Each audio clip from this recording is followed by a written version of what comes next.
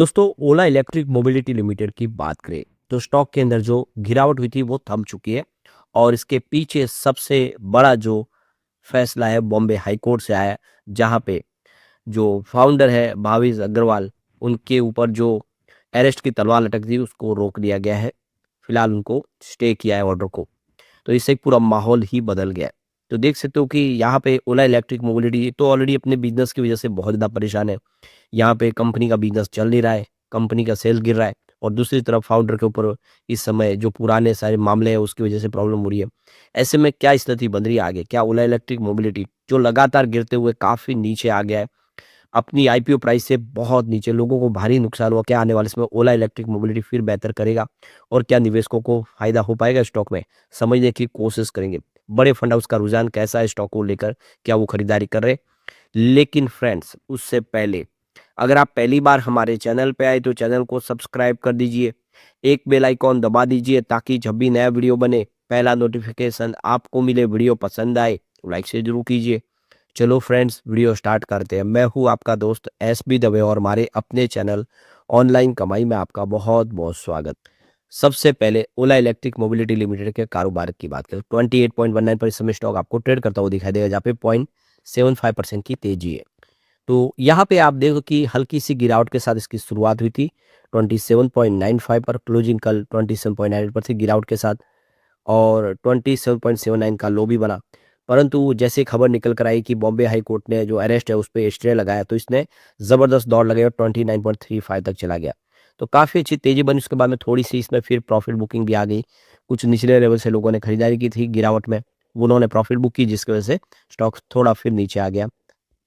उसकी historical performance देखें, 3 month का जो हाई है इसका 45.87 का है, जहाँ से स्टॉक अभी काफ़ी नीचे आ चुका है। 1 ईयर की भी बात करें, यहाँ पे 71.25 पर चला गया था।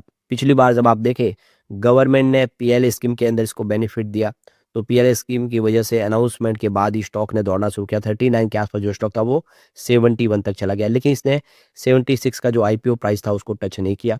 फिर वहाँ से जो गिरावट का सिलसिला शुरू हुआ, तो आप देख सकते हो इस समय काफ़ी नीचे 28 के आसपास ट्रेड कर रहा है। वैसे 3 ईयर का हाई इसका 157 का है, जो आईपीओ के बाद इसने बनाया था। तो अब कुछ लोग ऐसे इस लेवल पे भी फँसे हुए होंगे, उनको तो भारी नुकसान हो ही रहा है, आप समझ ही सकते हो। उनके पैसे यहाँ पे ज़बरदस्त डूबे हैं। अब यहाँ पे 3 मंथ का जो लो बना वो 27.36 का जो बना, आप देखिए कल हमने लो बनते हुए देखा। ये एक नया इसका लाइफ लो बन गया, और यही इसका आप देखें ऑल टाइम लो है। तो काफ़ी ज़्यादा नुकसान हुआ है लोगों को इस स्टॉक के अंदर। तो आप देखो कि आज इंट्राडे में स्टॉक के अंदर 5% की ज़बरदस्त तेज़ी देखने को मिली, और इसके पीछे वजह बॉम्बे हाई कोर्ट ने स्टे लगा दिया है, जो वारंट जारी किया था सीईओ भाविश अग्रवाल के खिलाफ उस पे। तो बुधवार का दिन काफ़ी राहत भरा रहा। आप देख सकते हो कि भाविश अग्रवाल के लिए बॉम्बे हाई कोर्ट ने स्टे लगा दिया अरेंज वारंट के ऊपर। तो सीईओ भाविश अग्रवाल जो इस समय सुरक्षित है, उनको भी देख सकते हो कि इस वारंट का सामना करते हुए जेल में नहीं जाना पड़ेगा। तो एक लीगल रिलीफ मिल चुकी है उनको।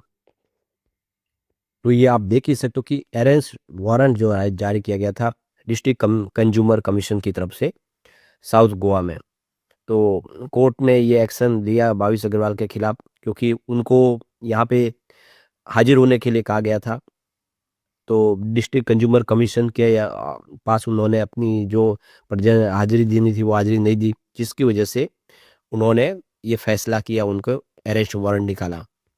अब इस पूरे मामले को लेकर ओला इलेक्ट्रिक मोबिलिटी ने स्टेटमेंट जारी किया है, और उसमें कहा है कि हाई कोर्ट ने न सिर्फ स्टे लगाया है वारंट के ऊपर, बल्कि हाई कोर्ट ने ये भी ऑब्जर्व किया है कि कंज्यूमर कमीशन ने अपने जो अधिकार क्षेत्र का दुरुपयोग किया, यानी जो उनकी एक अधिकार क्षेत्र था उसको उन्होंने लांघा है, और जो कंज्यूमर प्रोटेक्शन एक्ट है उसका इन्होंने गैर फायदा उठाया। यानी वो जो आदेश है उस आदेश के तहत ये कहा जा सकता है कि उन्होंने अपने अधिकार क्षेत्र का उल्लंघन किया है।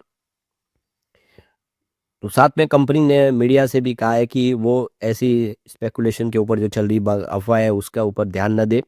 लीगल फैक्ट ये है कि बॉम्बे हाई कोर्ट ने उनको यहाँ पे स्टे दे दिया वारंट के ऊपर, यानी जो आदेश था उस आदेश को यहाँ पे खारिज किया एक बार, उस आदेश को नहीं माना गया। और ये भी कहा है कि उन्होंने अपने अधिकार क्षेत्र का जो इस्तेमाल है वो उसको उसके आगे जाके ये काम किया है। जो भी अरेस्ट वारंट निकाला वो उनके अधिकार क्षेत्र में नहीं आता है, जो कंज्यूमर प्रोटेक्शन एक्ट के तहत होता है।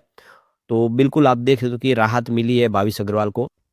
तो ये पूरा मामला अगर आप देखें क्या है, तो ये यहाँ पे एक कंप्लेंट फाइल की गई थी प्रितेश चंद्रकांत गाड़ी की तरफ से, और उन्होंने एलिगेशन लगाया कि उन्होंने ओला S1 प्रो जो सेकंड जनरेशन स्कूटर खरीदा था, और रिपेयरिंग के बाद वो लगातार प्रॉब्लम दे रहा था। यानी उनको बहुत सारे इश्यूज आ रहे थे, अच्छे से वर्क नहीं कर रहा था, और इसीलिए उन्होंने कंपनी से रिफंड मांगा है 1.47 लाख रुपीज़ का, और 50,000 रुपीज़ उन्होंने हैरेसमेंट जो उनका हुआ और जो मेंटल डिस्ट्रेस हुआ है उसके लिए उन्होंने मांगा है कंपनी से कि मुझे मेरे पैसे वापस चाहिए जो मैंने लगाए गाड़ी में, और मुझे 50,000 मुआवजा भी चाहिए। तो देख सकते हो कि उनका जो स्कूटर उनको मिला था उसमें फॉल्ट नहीं बन पा रहा था, जिसकी वजह से ये उन्होंने एक कार्रवाई की थी, जिसके एवज में यहाँ पे अरेस्ट वारंट जारी किया गया था भाविश अग्रवाल के ऊपर। अब यहाँ पे सिटी ग्रुप ने इसमें सेल की रेटिंग भी दी हुई है। उनका कहना है कि जो इलेक्ट्रिक व्हीकल का जो मार्केट है उस पे जीएसटी कट के बाद में उसमें कमी आई है। यानी जो पेट्रोल और जीएसटी के कट के बाद जो इस समय इलेक्ट्रिक व्हीकल है उसकी प्राइस में कमी आ रही है, जो गैप था बीच में वो कम हो गया, जिससे लोग अब वापस ट्रेडिशनल स्कूटर की तरफ भी मुड़ रहे हैं, क्योंकि उसकी जो प्राइस थी वो कम हुई है। तो जीएसटी कट का फायदा भी मिला, जिसकी वजह से लोग हैं जो पेट्रोल की तरफ वापस मुड़ गए। इसके अलावा जो सर्विस इशू है कंपनी का ओला इलेक्ट्रिक का, वो सबसे बड़ी प्रॉब्लम है। इसके अलावा कंपटीशन इसमें बहुत ज़्यादा है, और जो कस्टमर है उनका जो सेटिस्फेक्शन भी नहीं है इसके बिजनेस के प्रति, उनको यहाँ पे डिसअपॉइंट होना पड़ रहा है, लगातार उनकी कस्टमर सर्विस अच्छी नहीं है। सारी बातों की वजह से भी ओला इलेक्ट्रिक के सेल पे निगेटिव असर पड़ा है, जिससे सिटी ग्रुप यहाँ पे इसको सेल की रेटिंग दे रहे हैं। लेकिन दूसरी तरफ इसके उलट अगर आप देखेंगे तो म्यूचुअल फंड ने जनवरी महीने में खरीदारी की है। करीब 37 म्यूचुअल फंड ने फ्रेश एंट्री की है यहाँ पे। उनका निवेश यहाँ पे बढ़ चुका है, आप देख सकते हो, और सिर्फ 12 म्यूचुअल फंड है जिन्होंने यहाँ पे एग्जिट लिया है। तो एग्जिट लेने वाले काफ़ी कम है, खरीदारी करने वाले ज़्यादा है। यानी बड़े फंड हाउस इस गिरावट का फायदा उठा के निवेश कर रहे हैं। तो यहाँ पे देखिए Motilal Oswal large and mid cap ने 340 करोड़ का एयूम किया, जो काफ़ी बड़ा निवेश हुआ है। इसके अलावा भी देखें तो मोतीलाल ओसवाल एल्स टैक्स और फंड ने भी 96 करोड़ का एयूम किया है। यहाँ पे मेरे asset large and mid cap fund ने भी 120 करोड़ का एयूम किया। बहुत सारे और भी फंड हाउस जैसे मेरे एसेट एल्स टैक्स सेवन ने भी 77 करोड़ का एयूम किया, और मेरे एसेट मिड कैप फंड ने भी 66 करोड़ का एयूम किया है। तो देखो कि मोतीलाल ओसवाल और मेरे एसेट के अलग अलग फंड हाउस ने काफ़ी सारा निवेश किया, इस पे भरोसा कर रहे हैं वो। अब कंपनी के बिजनेस की बात करें, यहाँ पे देखिए रेवेन्यू की बात, मार्च 2022 में इनका 456 करोड़ का रेवेन्यू था, और मार्च 23 में ये बढ़ के 2782 करोड़ तक पहुंचा। काफ़ी ज़बरदस्त जंप देखने को मिला। मार्च 24 में ये सीधा 5243 करोड़ तक पहुंचा। यानी 22, 23, 24 काफ़ी शानदार कंपनी का रिवेन्यू लगातार बढ़ा। लेकिन यहाँ पे देखें तो रिवेन्यू फिर गिर गया, 4932 करोड़ के आसपास है मार्च 25 में।